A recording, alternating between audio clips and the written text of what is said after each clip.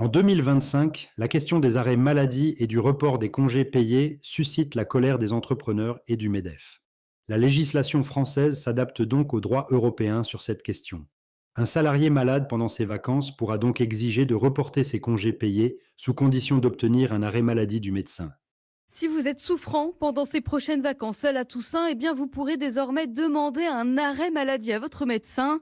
Le salarié a le droit de voir son congé payé reporté. 2 jours de congé seront récupérés à poser plus tard. Une mesure pour aligner le droit français sur les règles européennes. La Cour de cassation a acté ce principe mercredi.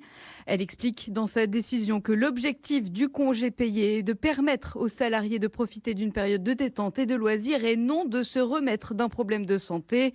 Une bonne nouvelle pour les employés, mais la Confédération des PME craint des abus. Donc, on se fait un arrêt maladie sur la plage, et puis après, on reprend 3 jours à la fin de plage. Pour les chefs d'entreprise, la décision a du mal à passer. Cette directive européenne, eh bien, elle s'applique effectivement dans tous les pays de l'Europe. Mais les autres pays d'Europe, ils n'ont pas le code du travail. Ils n'ont pas 5 semaines de congés payés. Ils n'ont pas les RTT. C'est insupportable pour les entreprises que nous sommes.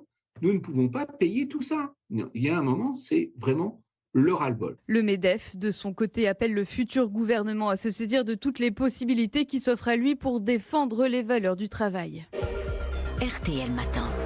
Il est 7h39, l'Angle Écho, François Langlais. Alors on va dire la vérité à nos auditeurs. François, depuis hier, vous êtes en toupie à cause de la décision de la Cour de cassation qui dit donc qu'un salarié en vacances qui tombe malade pourra récupérer ses jours. Exemple, je prends une semaine de congé payé, je suis malade 4 jours, et bien j'aurai le droit à 4 jours de récup en quelque sorte.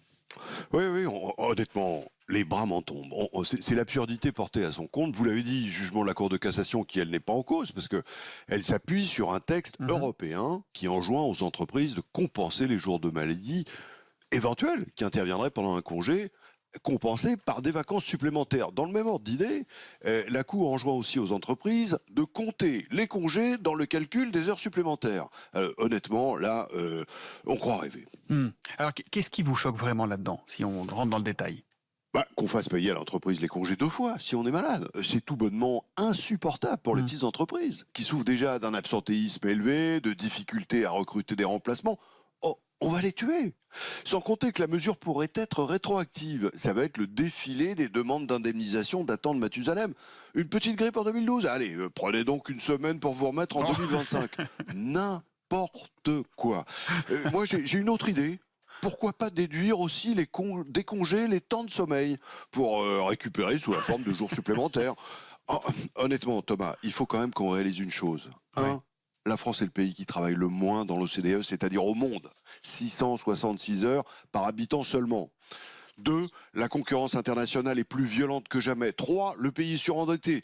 4, on s'approche quand même de la falaise démographique. 5, nous sommes face à un mur d'investissement énorme devant nous. Pour la défense, pour la transition écologique. On a envie de dire, les amis, il faut se réveiller. Bon, mais cela dit, François, on pourrait vous répondre et vous objecter qu'on paye cher une assurance sociale et que finalement elle est là pour servir. J'entends bien ça, mais écoutez, on n'est pas obligé de refacturer toutes nos mésaventures individuelles à la collectivité. Collectivité qu'il s'agisse de l'entreprise ou de la Sécu.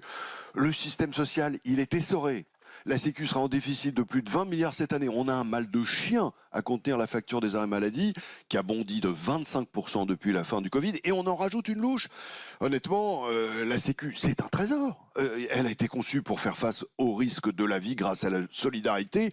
Protégeons-la, elle aussi. Bon, on entend vos arguments, François, mais le problème, et d'ailleurs vous avez commencé par ça, c'est qu'il s'agit d'une directive européenne. On ne peut pas la contester, une directive européenne. Écoutez, il faut, c'est pas parce qu'un texte de loi est européen qu'il cesse d'être absurde. On manque pas d'arguments. Si vous voulez, d'abord, il faut considérer qu'en Europe, le contrôle des arrêts maladie est bien plus strict que chez nous.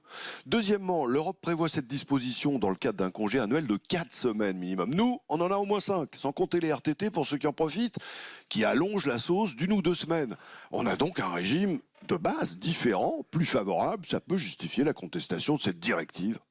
Que pensez-vous de ce nouveau droit ? Est-ce une bonne chose de s'aligner sur le droit européen ? J'attends vos avis dans les commentaires.